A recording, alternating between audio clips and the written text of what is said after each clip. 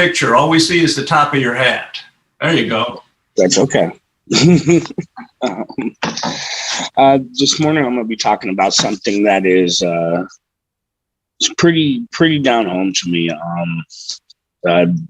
Justice within the justice system, the rehabilitation of prisoners once they've entered the system. And it's important to me because my stepfather was a felon, and he was also one of the nicer people I've met in my life, minus the whole bigotry thing, of course. But I got to witness his journey in life once he left prison and was trying to reintegrate himself into the world. And it wasn't pretty, the things that were happening to him. And I also have one of my really good friends who this has happened to. So let me ask you this. What comes to mind when the word rehabilitation is brought up to you? You think anything about good people who have made mistakes and are attempting to make atonement for their actions, but they're thrust into a system that has almost nothing to do with rehabilitation, but more to do about business? Our current justice system is, in my opinion, a joke when it comes to actual rehabilitative services. Repeat offenders are often treated as a commodity to the economics of the system. But again, this is my opinion. I've had family members and friends who were treated as lepers by society, regardless of how hard they worked to make amends, just because they carried the felon tag.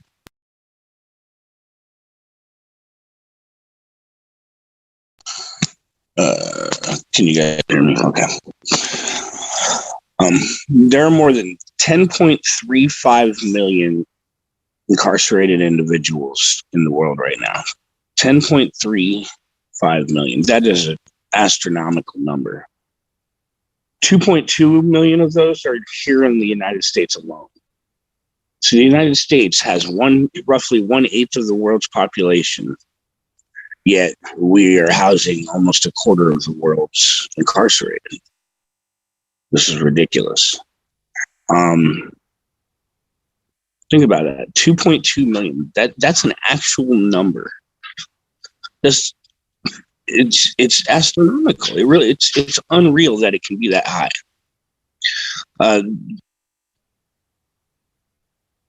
This is an insane number. If rehabilitative services were offered and paired with a system that isn't dependent on incarceration as an economic means, these numbers would not be this high. So let's look at some of the factors that have led to a depressingly high recidivism percentage in America. First of all, we have lower education level for individuals that have done more time than the average American. And this could be due to the lack of educational opportunities in the system, lower income class, and some types of social gentrification even. Class warfare has likely been a way to keep the animals in their cage, so to speak. What happens when you take away one's ability to affect change through voting? The way it should be approached is with a merit-based system instead of a system that actually prefers incarceration. Other things that factor into this area are things such as social upbringing, rehabilitative services that were able to be utilized prior to the infraction occurring, and a good diagnosis.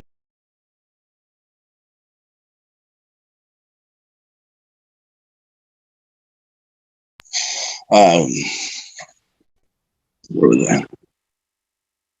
Understanding the level, if any, of the individual's mental health. Mental health is one of the more pronounced issues within the system, especially since the 1970s, where a vast majority of state hospitals closed, and the government, instead of finding a positive way to help the mentally ill, decided instead to sweep the epidemic under the rug and find a positive way to help, and find a non-positive way to help, I should say.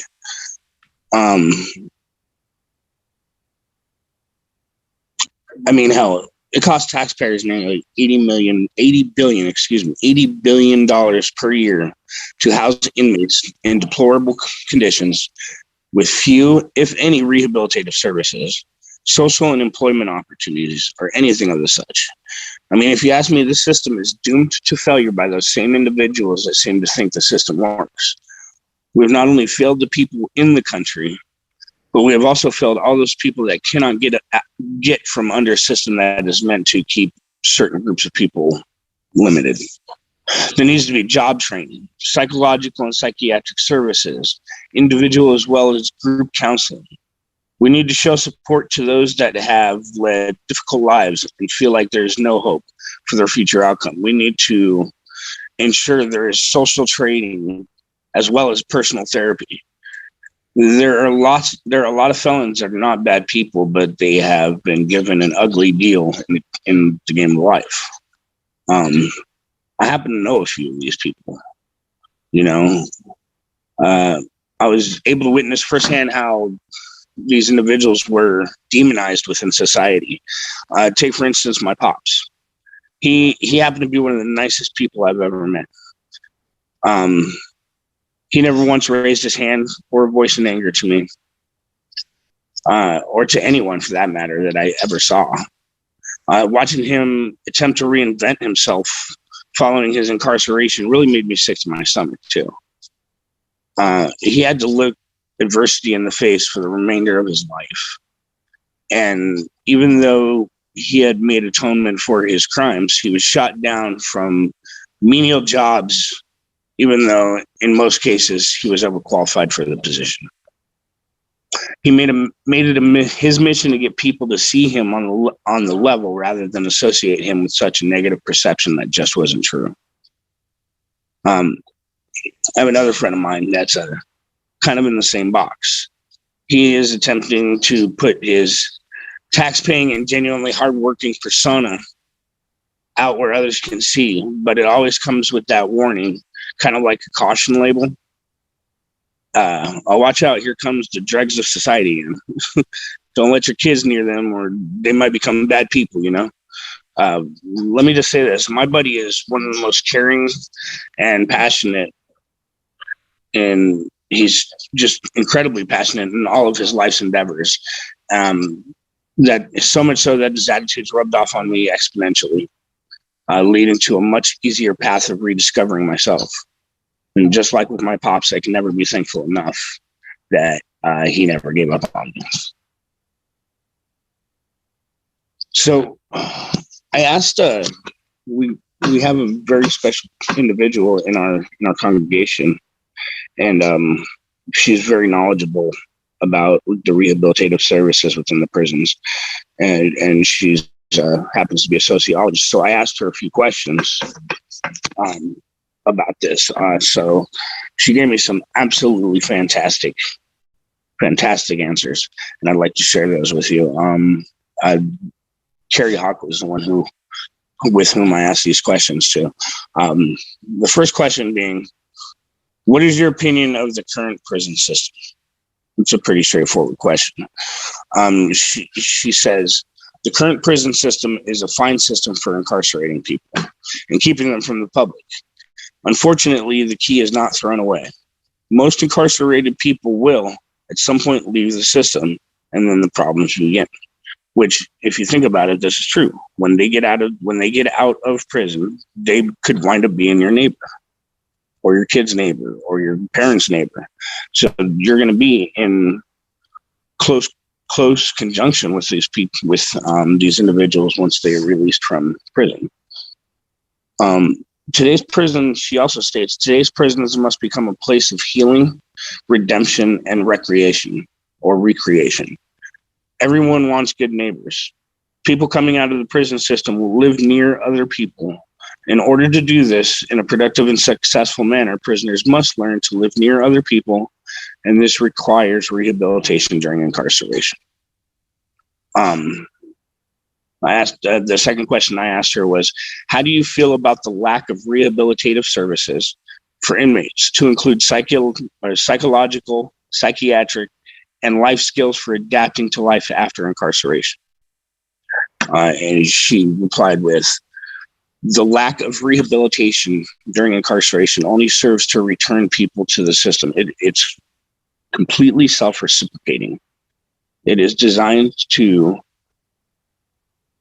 expediently help some of these individuals turn around and go right back to prison as soon as they get out. Again, it comes across as them being a commodity rather than human beings. The lack of rehabilitation during incarceration only serves. I read that part. Pardon me. This only serves to make prisoners better fighters, better criminals, and no one wants someone like this living in the neighborhood. The third question I asked her was, what, in your opinion, is the likelihood of the current system continuing in the long run, and what will the downfall of this institution be most likely caused by? In her opinion, or in her thoughts, she says, if the system we have today continues, our society will continue to deteriorate because people who are released from prison without rehabilitation will continue their criminal behavior. And with more and more people being incarcerated, more and more people will be released without rehabilitation. Hence, a society that deteriorates with each prisoner released. Which makes sense, you know. You put a whole bunch of green Jolly Ranchers into a bowl, you're going to have a bowl full of green Jolly Ranchers. And the last question I asked her was, what changes would you implement in the system in order to correct it? And this is kind of a loaded question because everybody has a different opinion on this fact. You know, no two people are alike.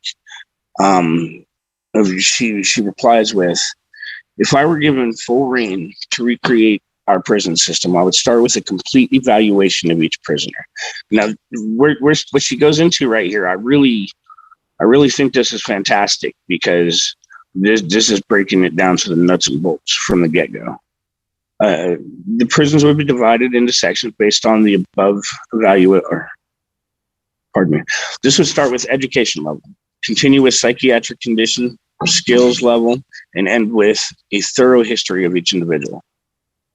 So these prisons would be divided into sections based on the above evaluations. Psychiatric evaluation would then address medication needs. Each prisoner would be placed in a therapeutic group that might include individual therapy or group therapy.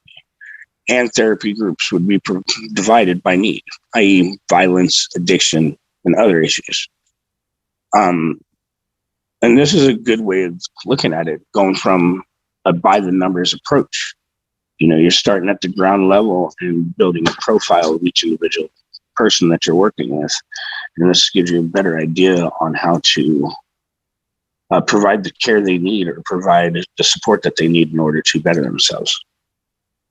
Once a person had their psychiatric needs met and were at a point they could function with other people, they would begin to address education and skill needs.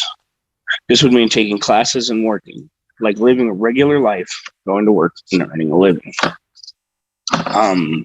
Some of our European countries, some of our European brethren, they like Norway, for instance, they have a merit-based system where it's kind of like steps. The individual, as they go along and they complete more and more steps, they get more and more freedoms, more and more responsibilities. They teach them how to act within society. They teach them a job skill.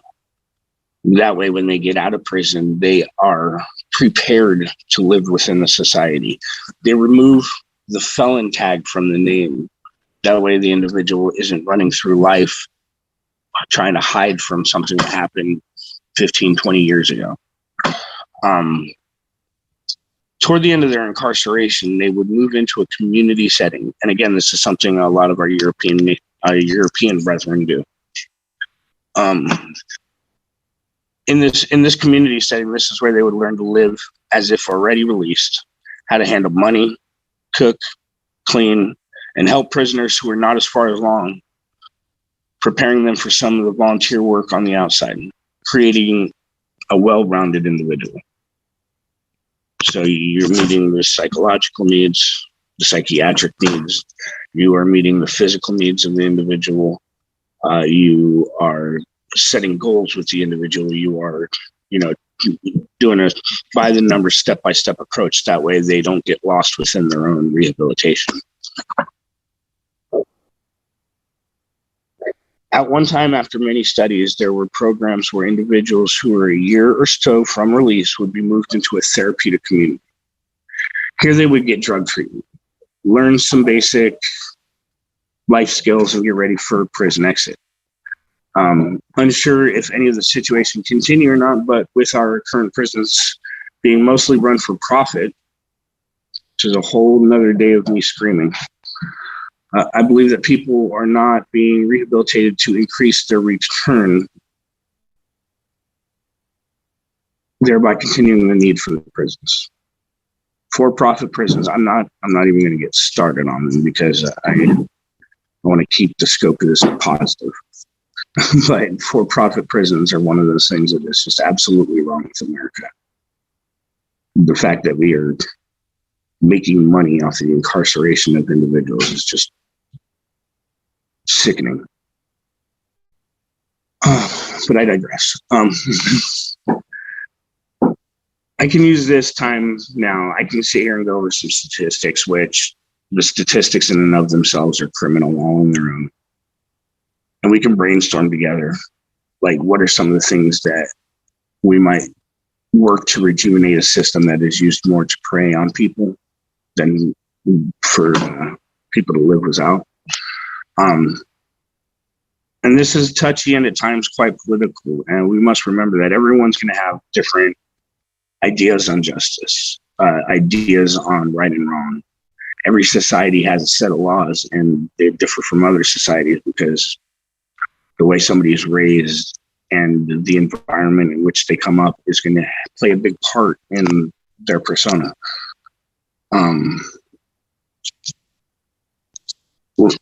What are some of the things that you might think would work to rejuvenate the system? And again, this is where our ability to adapt to a changing situation, making our lives difficult, this is where our ability to adapt is what makes us unique and special. It brings me to my next word, recidivism. Recidivism is defined as the relapse of criminal behavior that results in the rearrest, reconviction, or reimprisonment of an individual. Recidivism is affected by several factors, such as the person's circumstances before incarceration, their social environment and community, events during the incarceration, arguably most impactful, difficulty adjusting back into everyday life. Many individuals released from prison have difficulty finding jobs to support themselves and reconnecting with their family members. It reminds me again of my stepfather. There's this guy who he followed the law. When he was younger, he messed up. He had to serve his time, and he did. And when he got out, he got stonewalled from one person to the next, one job to the next. He got a job working at a bank at one point, and he felt rejuvenated, like something had finally taken a good direction in his life. And then the bank found out that he had that felon tag, and all of a sudden, he couldn't work there. I watched him take all that and put it inside of a nice little ball and throw it back at the world. He started his own business. He was successful at it. Him and my mother were. And he went through the rest of his life showing society that he wasn't a bad guy. He made a mistake when he was younger, but he changed the things in his life that were negative in order to be a positive person.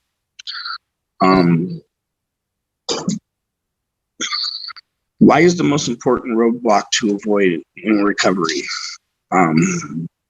People finding jobs and supporting themselves and reconnecting with family members. Why is this the most important roadblock? It's because in order to prevent behaviors that are not conducive to society, we have to know what all the potential problem areas are. So we need to be able to break it down as base level as we can. Give me just a second here. Okay. Everybody wants to call. Pardon me, folks. I'm trying to get to my phone on here.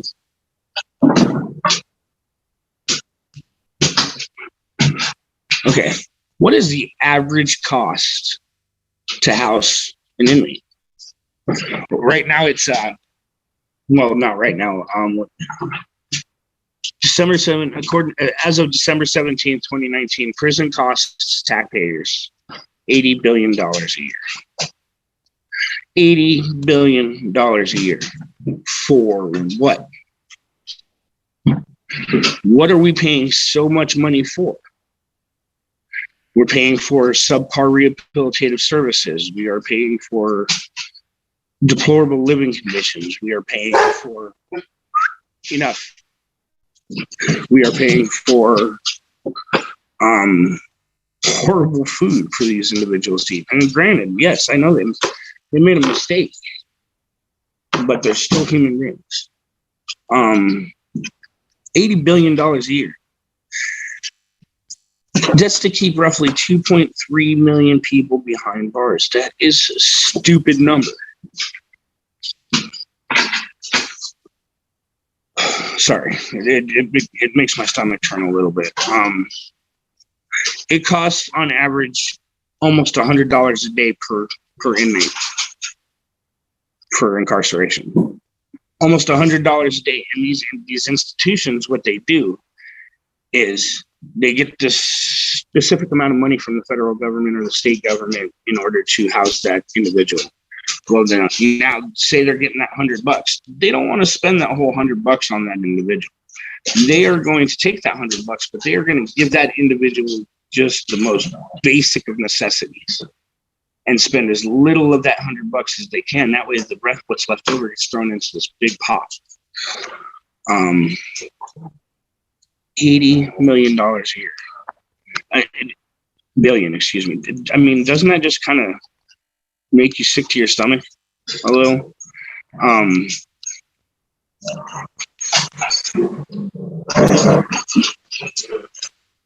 So one of the problems that we have with the rehabilitation, and especially with the recidivism, individuals who get out and wind up going back in, and our recidivism rate here in America after 1 year is roughly 50% of individuals who get out of prison. Pardon me. Enough. I'm on the phone, please.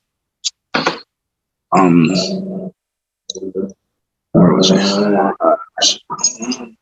50% after the first year. 80% after the first 5 years of individuals in America who are felons are expected to report back to prison in a year. 80%. That's disgusting. Why do we have to have an 80% return rate? Why can't we change that number? Australia,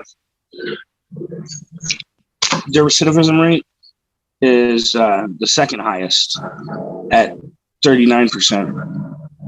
Canada, or not second highest, fourth to the highest. Canada's is 41% for the period of 94 to 95. Chile was 50%. Denmark was 29%. And even France was 59%. And yet here we are sitting at 50% in year one and 80% after 5 years. It's heartbreaking. Hey, knock it off, please. I'm on the phone. You guys hear these dogs? Oh, it's relatively disgusting. Our recidivism rates for 6 months is 13%. For 1 year, 23%. For 2 years, 36%. For 3 years, 45%, and so on and so forth. So my numbers were not spot on, but they were pretty close. And this is for a country that has only 332 million people, that we have numbers like this.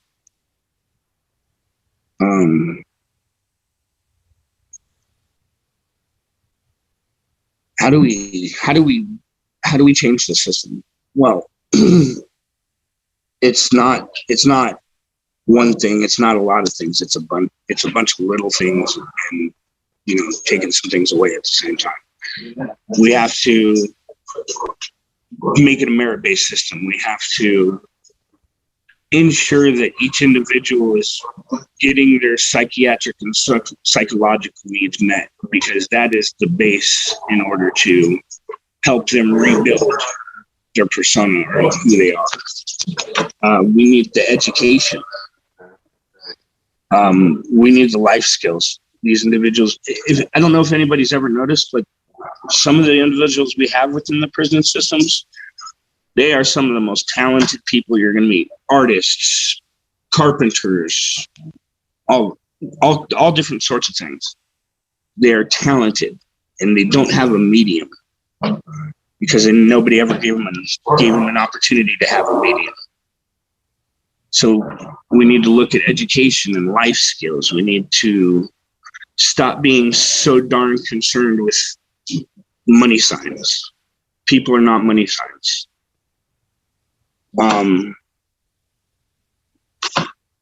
It's just, even across the world, our rates of imprisonment across the world right now are ridiculous. But it's getting better. It's slowly getting better. They're starting to redo a lot of the different criminal justice systems across the world. And just like I said before, with each society, their criminal justice system is going to be different because of their environment and the way that they were raised and the way that they were brought up. So their idea of law and order is going to be different from somebody who lives 10,000 miles away. But the numbers are starting to get better. This is where it kind of gets a little sickening, because you look at some of these places where their prison population in 1992, like England, their prison population rate was 90 for every 100,000. That was in 1992. In 2010, it was 156 for every 100,000. And as a matter of fact, very few of these countries actually go in the other direction. Like Finland in 1992 had a prison population of roughly 70 out of every 100,000. And as of 2010, they were down to 59.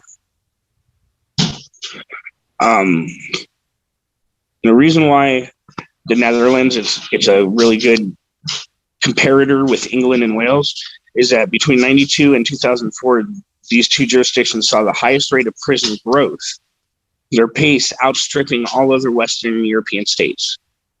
Since 2004, there has been a clear divergence with the prison population in England and Wales continuing to rise, while in the Netherlands and a number of other countries it has fallen. Because people are finally starting to realize this is unnecessary and we need to change it.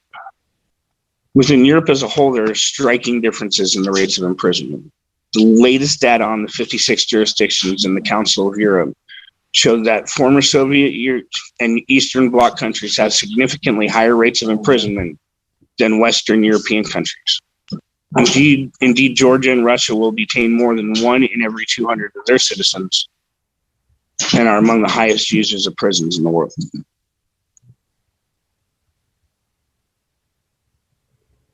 See, from there, all the statistics just get a little muddied and kind of a little redundant.